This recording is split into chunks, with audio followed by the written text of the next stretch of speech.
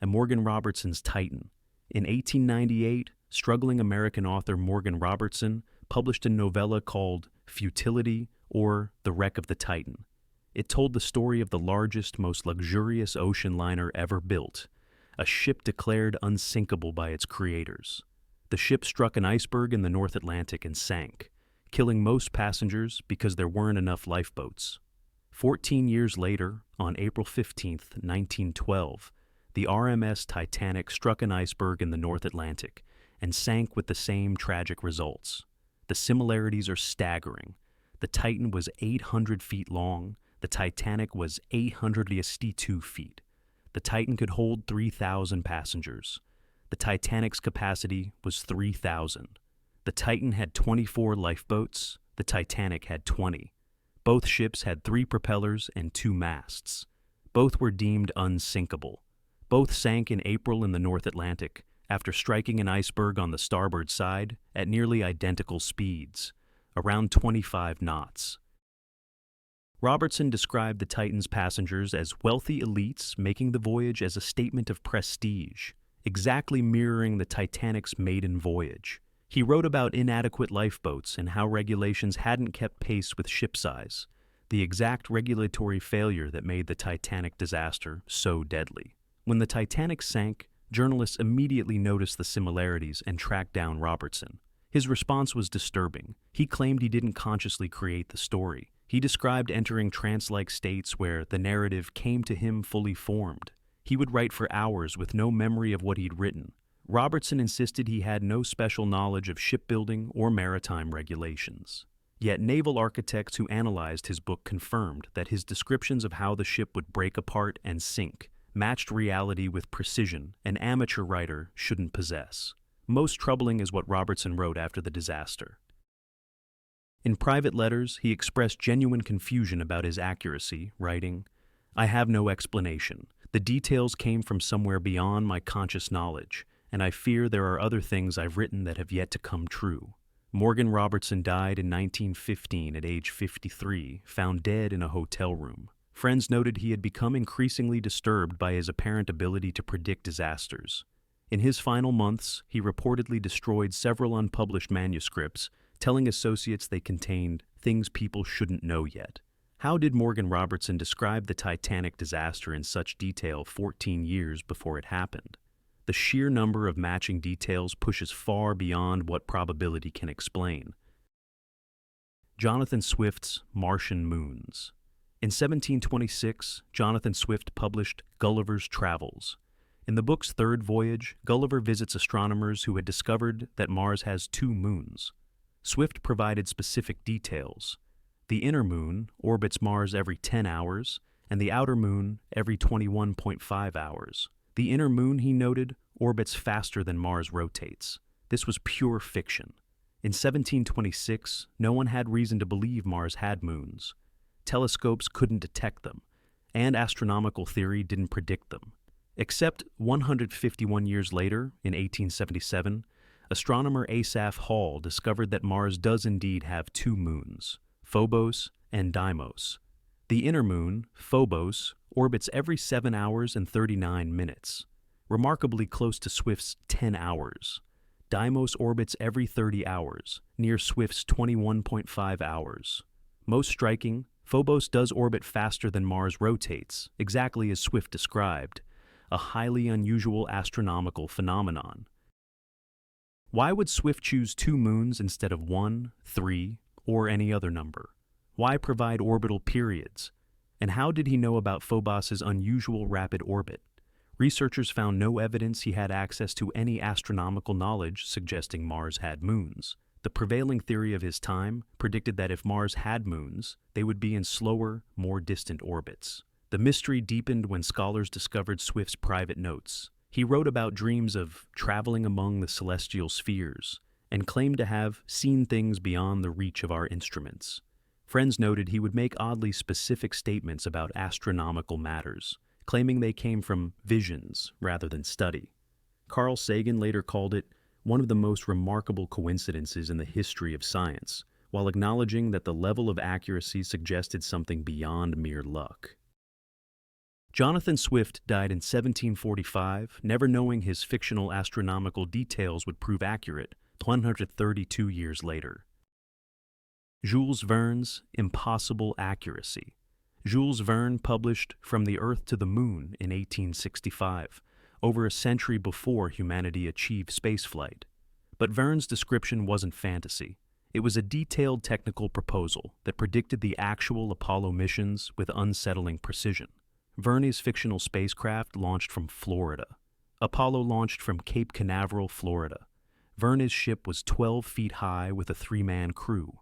Apollo command modules were 10.7 feet high with 3 astronauts. Verne calculated that escaping Earth's gravity required 25,000 feet. Actual escape velocity is 25,039 meters. He predicted the journey would take about 4 days. Apollo 11 took 3 days and 3 hours. He described splashdown in the Pacific Ocean and recovery by a U.S. Navy ship, exactly how Apollo missions ended. Most remarkably, Verne predicted weightlessness. He described his crew floating inside the spacecraft and detailed their difficulties eating and moving in zero gravity. In 1865, there was no way to test weightlessness, yet Verne accurately described phenomena astronauts wouldn't experience for another 100 years. Verne also described the psychological effects of space travel, including astronauts experiencing profound emotions, viewing Earth from space, precisely matching the overview effect that actual astronauts consistently report. In his 1870 sequel, Verne's accuracy became even more pronounced. He described using the moon's gravity to alter trajectory. The gravity assist maneuver NASA developed in the 1960s. He described firing retro rockets to slow down, exactly what Apollo did. He even described the dark side of the moon being heavily cratered, a fact not confirmed until the 1960s. Verne had no formal training in physics or astronomy, yet his calculations and predictions matched reality with precision professional aerospace engineers would achieve a century later. When NASA scientists studied Verne's books during Apollo planning, they were astonished. Arthur C. Clarke wrote, "It is remarkable how many things Jules Verne predicted came true. It's almost as if he visited the future and reported back." Perhaps most mysterious is what Verne wrote in private letters. He described stories coming to him in vivid dreams, where he experienced the journeys himself. He wrote, "I see these voyages as if I am there. The details are not invented. They are remembered." Jules Verne died in 1905, long before humans reached space. But his predictions remain among the most technically accurate in history, far too precise to be explained by educated guesswork alone. H.G. Wells's atomic prophecy. In 1914, H.G. Wells published The World Set Free, a novel about a devastating war fought with atomic bombs. This was 3 decades before the Manhattan Project, 31 years before Hiroshima. Yet Wells described atomic weapons with such accuracy that physicists who later worked on the actual bomb were disturbed by how much he got right. Wells' fictional atomic bombs were made from an element undergoing continuous radioactive decay, perfectly describing uranium-235, though nuclear fission wouldn't be discovered until 1938. He wrote these bombs would release energy many thousands of times greater than conventional explosives, an accurate description of nuclear weapons' destructive power. Wells predicted atomic bombs would make conventional warfare obsolete and force humanity to create a world government or face extinction. He described a war devastating entire cities, leaving them uninhabitable for years. He wrote about long-term radiation effects, describing people developing mysterious illnesses long after exposure. Most chilling is his description of how the first atomic bombs would be used. Deployed against cities in a surprise attack, causing immediate mass casualties, followed by lingering deaths from radiation. The parallels to Hiroshima and Nagasaki are impossible to ignore, except Wells wrote this in 1914, when the World War I was just beginning. Wells described the development process too, scientists working in secret government facilities, racing to develop the weapon before enemies could. This precisely describes the Manhattan Project. He predicted that once one nation developed atomic weapons, others would quickly follow, creating a terrifying arms race. When physicist Leo Szilard read Wells's book in 1932, he was struck by its accuracy. The next year, Szilard conceived of the nuclear chain reaction that would make atomic bombs possible. Szilard later admitted Wells' book had directly influenced his thinking. Robert Oppenheimer, director of the Manhattan Project, kept a copy of Wells' book in his office. When asked about it after the war, Oppenheimer reportedly said, "Wells understood what we were doing before we did it. It's as if he witnessed Hiroshima 30 years before it happened." What makes Wells's prophecy particularly remarkable is its timing. He published in August 1914, when World War I began. At that time, radioactivity had been discovered only 16 years earlier. Nuclear fission was unknown. Quantum mechanics was in its infancy, yet Wells described nuclear weapons, their effects, their strategic implications, and their impact on civilization with impossible accuracy. In his autobiography, Wells never fully explained how he conceived these ideas. He wrote vaguely about intuitions and logical extrapolations, but the level of detail suggests something more than intuition. H.G. Wells died in 1946, a year after atomic bombs destroyed Hiroshima and Nagasaki. In his final writings, he expressed sadness that his predictions had come true, calling the atomic bomb the catastrophe I hope to prevent by warning about. Nostradamus and the Rise of Hitler. Michel de Nostradam, known as Nostradamus, published Les Prophéties in 1555, containing 942 cryptic quatrains claiming to predict the future. Most prophecies are so vague they can fit almost any event. But one prediction is disturbingly specific. In Century 2, Quatrain 24, Nostradamus wrote, "Beasts ferocious with hunger will cross the rivers. The greater part of the battlefield will be against Heister." For centuries, this meant nothing. Then Adolf Hitler rose to power in Germany. Heister appeared to be a near anagram of Hitler, off by just one letter. The reference to crossing rivers could describe Germany's military campaigns across European waterways. Century 3, Quatrain 35. From the deepest part of Western Europe, a young child will be born of poor people, who by his tongue will seduce many people. Hitler was born in Austria, Western Europe's edge, to a family of modest means. He rose to power primarily through his oratory skills, seducing the German people with speeches. Century 5, Quatrain 29. Liberty will not be recovered. It will be occupied by a black, proud, villainous man. The Republic of Venice will be vexed by Heister. The black likely refers to the brown shirts and black uniformed SS. Heister appears again, in direct connection with Italian politics, Hitler's relationship with Mussolini. What makes these quatrains remarkable isn't any single verse, but their cumulative detail.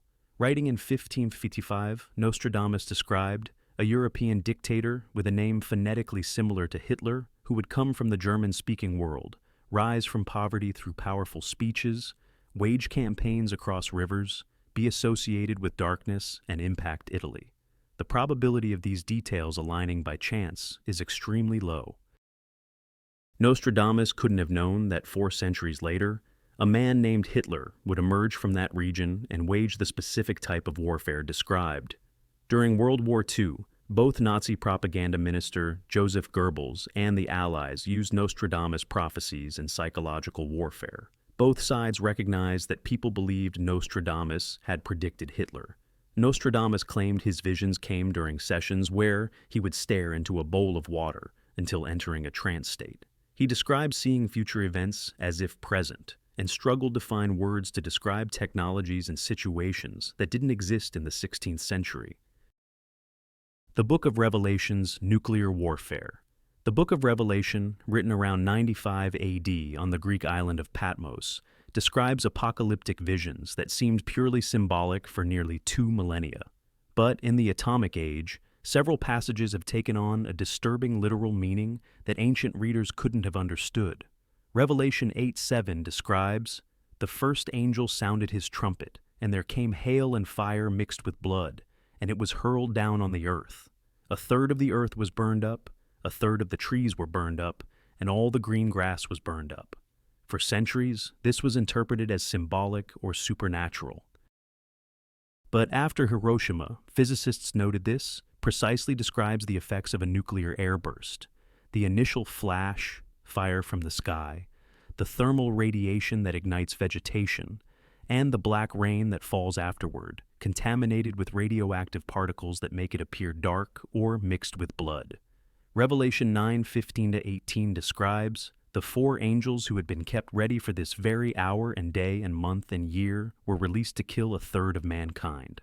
The number of the mounted troops was twice 10,000 times 10,000. A third of mankind was killed by the three plagues of fire, smoke, and sulfur that came out of their mouths. This describes warfare killing one-third of humanity through fire, smoke, and sulfur, brimstone. Nuclear explosions produce exactly these three effects: the fireball, fire, the mushroom cloud, smoke, and the characteristic smell of ionized air, which ancients would have compared to sulfur.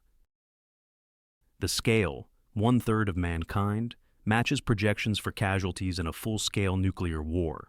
But the most striking passage is Revelation 16:2-11, describing aftermath effects. Ugly festering sores broke out on the people.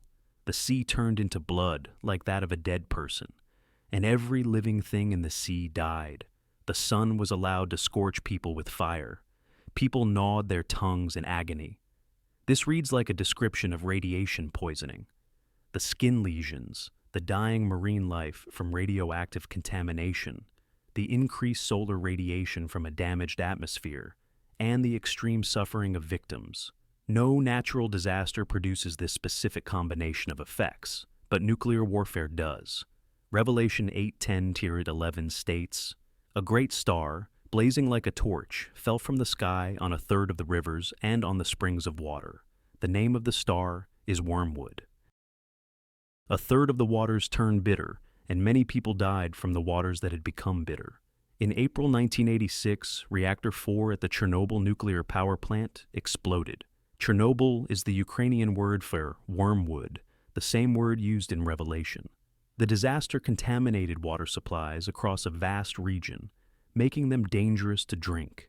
The coincidence of the name wormwood appearing in an ancient text describing water contamination, then being the name of history's worst nuclear accident, is unsettling. Revelation also describes people hiding in caves and mountains, begging for death, and an atmosphere darkened by smoke. These details match modern projections of nuclear winter: survivors seeking shelter underground, radiation sickness making people wish for death, and atmospheric ash blocking sunlight. What makes these passages remarkable is that John of Patmos had no framework for understanding nuclear warfare. He lived in an era of swords and arrows. Yet his descriptions of future warfare match nuclear war's effects with precision: aerial detonations, thermal radiation, mushroom clouds, radiation poisoning, water contamination, and atmospheric effects. Skeptics argue this is retrospective interpretation, that we're reading modern knowledge into ancient text. But John's vision describes effects that wouldn't result from any natural disaster or conventional warfare. The specific combination of symptoms, the scale of destruction, the contamination of water, and the description of heat from above all point to something beyond what ancient warfare or natural catastrophes could produce. Biblical scholars note that John repeatedly emphasizes he's describing things he's never seen before and struggles to find words for. He uses phrases like "something like" and "as if" throughout, suggesting he's describing unfamiliar phenomena.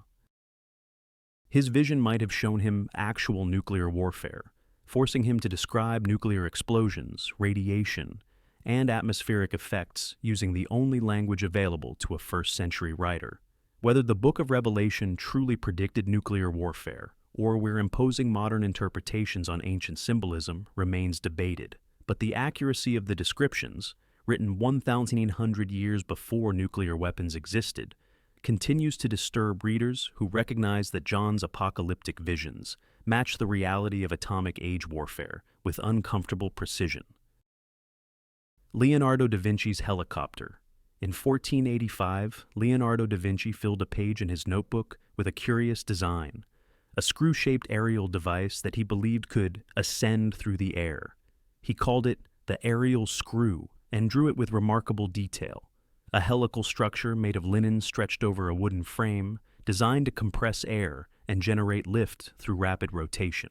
This was the helicopter, described 450 years before Igor Sikorsky would build the first practical helicopter in 1939. But Leonardo didn't just imagine a flying machine. His technical specifications demonstrate genuine understanding of aerodynamic principles that wouldn't be formally discovered for centuries. He calculated that the device would need to spin rapidly to generate sufficient lift. He designed a spring mechanism to provide initial rotation, understanding that sustained rotation would be needed. He even noted that the material would need to be starched and sealed to prevent air from passing through, essentially describing the need for airfoil integrity. What's remarkable is that Leonardo understood the fundamental principle. A rotating surface could generate lift by forcing air downward. This is Newton's third law. For every action, there's an equal and opposite reaction. Except Isaac Newton wouldn't formulate this law until 1687, 200 years later. Leonardo grasped rotary wing aerodynamics without any of the physics or mathematics that would later explain how helicopters work. Leonardo's design included other sophisticated elements. He drew a pilot standing on a platform in the center, using his body weight to control the device, an early concept of mechanical flight control. He noted that the device would need to be tried over water for safety, understanding the dangers of test flights. He even calculated approximate dimensions and weight requirements, showing he understood that power-to-weight ratio would be critical. Modern helicopter engineers who've studied Leonardo's design confirm it wouldn't have worked as drawn. The materials and power source of his era couldn't have generated sufficient lift. But the principles were absolutely correct. Given modern materials and a proper engine, Leonardo's aerial screw would function as a helicopter. What makes Leonardo's prediction even more impressive is that he designed multiple flying machines, each exploring different approaches to human flight. His ornithopter mimicked bird flight with flapping wings. His parachute design, a sealed linen cloth held open by a pyramid of wooden poles, was tested in 2000 and worked perfectly, 15 years after he drew it. His hang glider design incorporated weight shift control, the same principle modern hang gliders use. Leonardo wrote in his notebooks, "There shall be wings. If the accomplishment be not for me, 'tis for some other." He seemed to know that human flight was inevitable, even though nothing in 15th century technology suggested it was possible. He was designing for a future he knew he wouldn't live to see. But here's what's truly mysterious. Leonardo provided no trial and error sketches for his aerial screw. Most of his inventions show developmental progression, early rough concepts refined through multiple iterations. The helicopter appears fully formed, as if copied from memory rather than developed through experimentation. The same is true of his submarine, tank, and several other designs that wouldn't become reality for centuries. In private notes, Leonardo wrote cryptically about ideas coming to him in dreams and visions. He described seeing machines operating and merely recording what I observe. This suggests he believed he was documenting rather than inventing, that he was somehow accessing knowledge of technologies from beyond his time. When modern engineers reverse-engineered Leonardo's designs, they discovered he had incorporated solutions to problems he couldn't have encountered through experimentation. His helicopter design includes features to prevent torque reaction, the tendency of the aircraft body to spin in the opposite direction from the rotor. This problem wouldn't be documented until actual helicopters were built in the 20th century. How did Leonardo know to design against a problem he had no way to discover? Leonardo da Vinci died in 1519, his flying machines unbuilt and largely forgotten. But his notebooks prove he understood principles of aeronautics 4 centuries before humans achieved flight. His helicopter design remains one of history's most impressive predictions, a detailed technical drawing of a machine that wouldn't exist for 450 years, based on physical principles that hadn't been discovered, solving problems he had no way to encounter. Mark Twain's prophetic deaths. In 1909, American author Mark Twain gave an interview where he made a startling prediction. "I came in with Halley's Comet in 1835. It is coming again next year, and I expect to go out with it. It will be the greatest disappointment of my life if I don't go out with Halley's Comet." Mark Twain was born on November 30th, 1835, just 2 weeks after Halley's Comet reached its perihelion, the point of closest approach to the Sun. The comet had been visible in the sky, an omen according to some, when Samuel Clemens entered the world. Halley's Comet returns every 76 years. Twain made his prediction in 1909, when the comet was expected to return in 1910.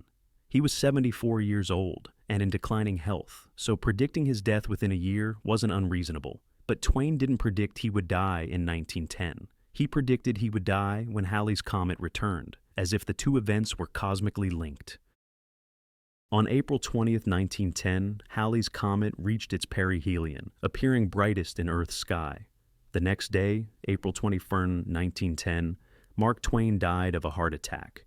He died exactly as he predicted, with Halley's Comet visible in the heavens, just as it had been when he was born 74 years earlier. The odds of this are remarkable.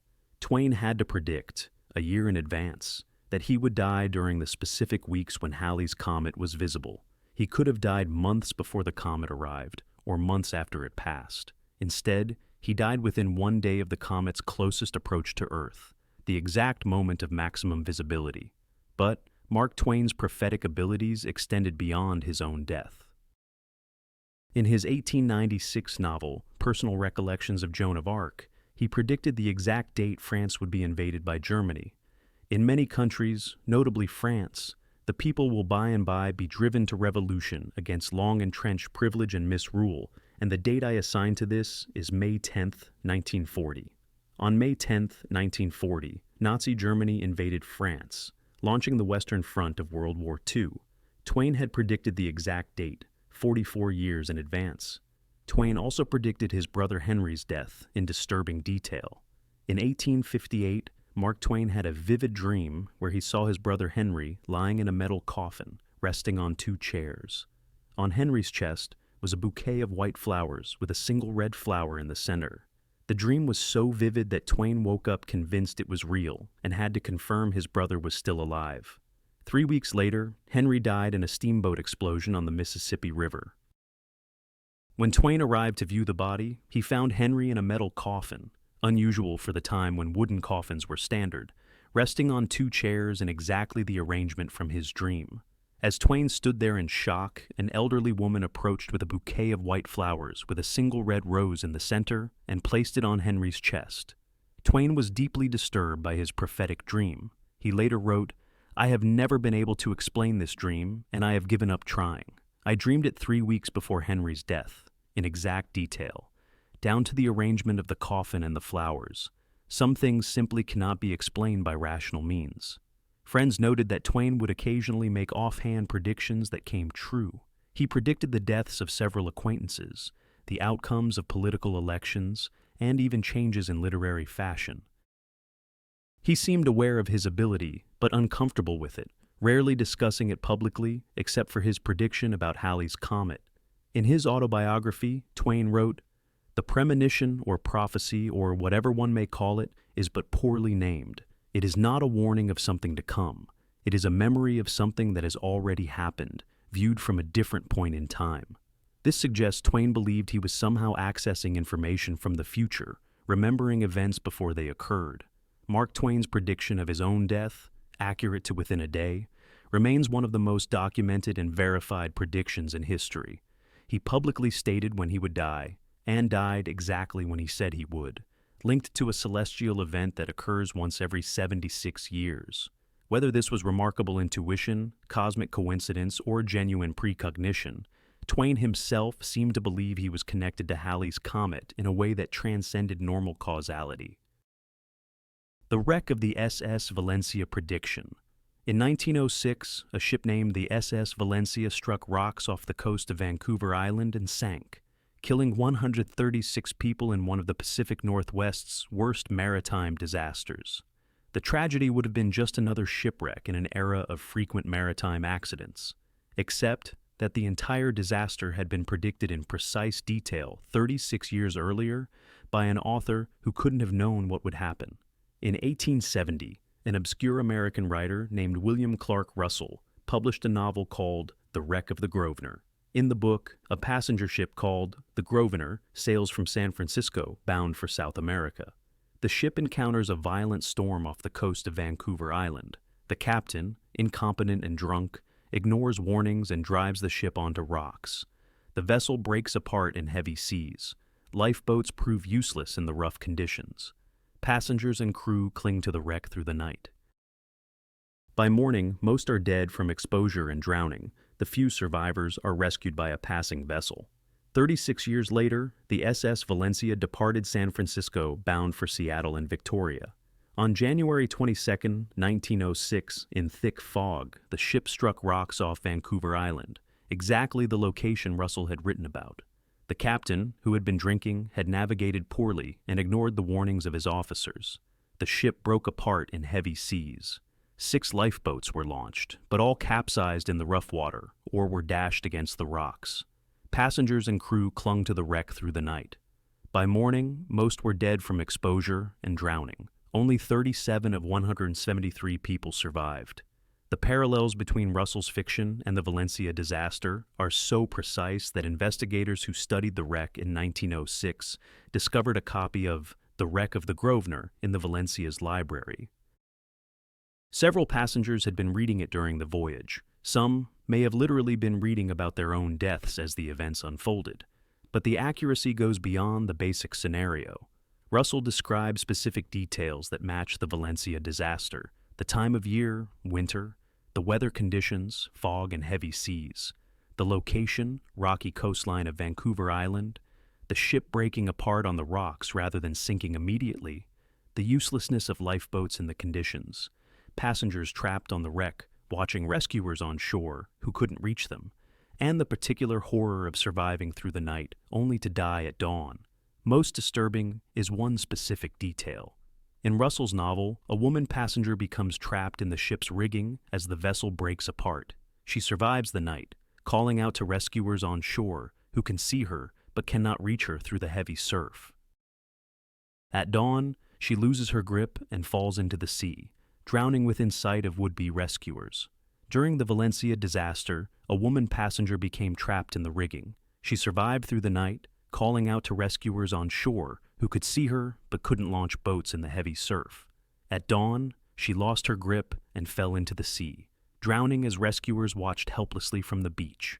Witnesses to the Valencia disaster reported this as the most traumatic moment of the entire event. William Clark Russell died in 1911, 5 years after the Valencia disaster. There's no record of him commenting on the similarities between his novel and the real wreck, but his novel had sold poorly and was largely forgotten by 1906, making it even stranger that a copy ended up aboard the Valencia for passengers to read as they sailed toward the exact fate Russell had described. Maritime historians who've studied the case note that, while shipwrecks were common in the era, the specific combination of circumstances Russell described, the location, the captain's incompetence, the weather conditions, the failure of the lifeboats, the night of horror, and especially the trapped woman in the rigging, represented such an unusual and specific sequence of events that the odds of coincidence seem impossibly small. The Valencia disaster led to major improvements in maritime safety, including better life-saving equipment, improved navigation aids, and stricter licensing requirements for ship officers. But it also left an enduring mystery. How did William Clark Russell describe the disaster in such detail 36 years before it happened? Was it coincidence, extraordinary intuition about maritime dangers? Or did Russell somehow access knowledge of a specific future event and write it as fiction because no one would believe it as prediction? Edgar Cayce's medical predictions. Edgar Cayce, the sleeping prophet, gave over 14,000 recorded readings in self-induced trances between 1901 and 1944. Some contained predictions about future medical discoveries that seemed impossible, yet have proven remarkably accurate. In 1927, while in trance, Cayce described the engine of the body's cells, tiny structures within cells generating energy. He described them having an outer membrane and inner folded membrane, creating surface area for their function, converting nutrients to energy through phosphorus compounds. This perfectly described mitochondria and cellular respiration.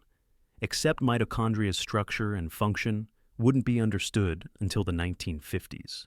In 1927, mitochondria had just been identified, their function completely unknown.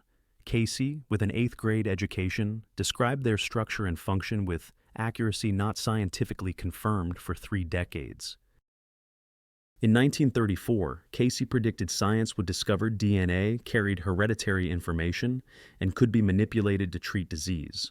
He described a pattern within the cell, determining inherited characteristics, and predicted man will learn to alter this pattern to correct defects and treat illness.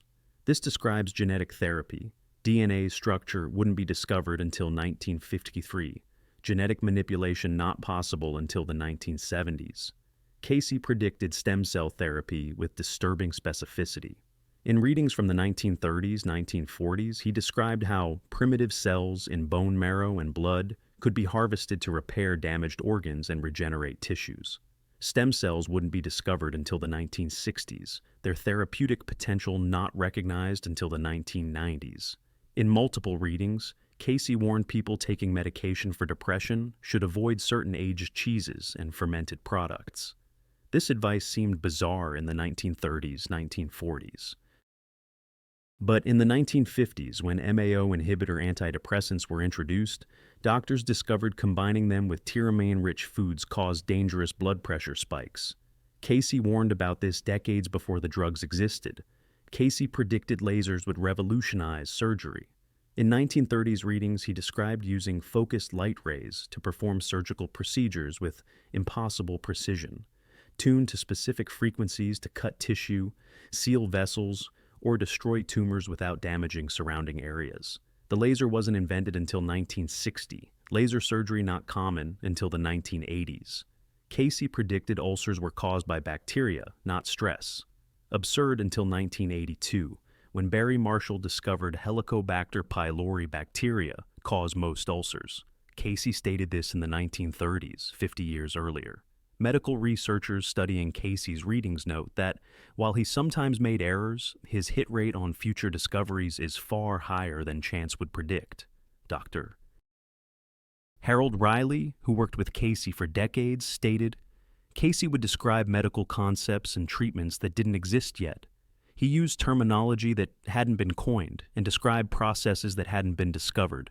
Casey claimed he had no conscious medical knowledge. He said while in trance, he accessed the universal consciousness, a repository of all knowledge past, present, and future, not bound by linear time. Edgar Casey died in 1945, having made thousands of medical predictions. As medical science advances, researchers continue discovering Casey accurately predicted discoveries and treatments decades before they developed. Predictions made by a man with no medical training who claimed he was simply reading information that already existed in the future. These 10 predictions represent something that shouldn't be possible, knowledge of the future documented centuries before events occurred. These weren't vague prophecies. They were specific details about technology, disasters, medical discoveries, and historical events that proved accurate with precision, defying explanation. Morgan Robertson described the Titanic disaster 14 years before it happened, with similarities that go far beyond coincidence. Jonathan Swift predicted Mars's 2 moons and their orbital properties 151 years before discovery. Jules Verne calculated escape velocity, journey time, and mission parameters matching Apollo missions a century later. H.G. Wells described atomic weapons 30 years before they existed, including their effects and strategic implications. Traditional explanations, educated guesses, lucky intuition, pattern recognition, fail when confronted with this specificity. Robertson didn't just predict a shipwreck, he predicted the ship's name, size, speed, passenger capacity, lifeboat count, and exact sinking circumstances. Verne didn't just imagine space travel, he calculated orbital mechanics with mathematical precision. Leonardo didn't just dream of flight, he designed helicopters based on aerodynamic principles that hadn't been discovered. Some predictors claimed knowledge came from dreams, visions, or trance states. Others offered no explanation, seemingly unaware they were creating prophecy rather than fiction. A few, like Edgar Casey, explicitly stated they accessed information outside normal time. Science has no framework for explaining accurate knowledge of future events. Causality flows forward. Effects follow causes. The future doesn't exist yet, so it can't be known.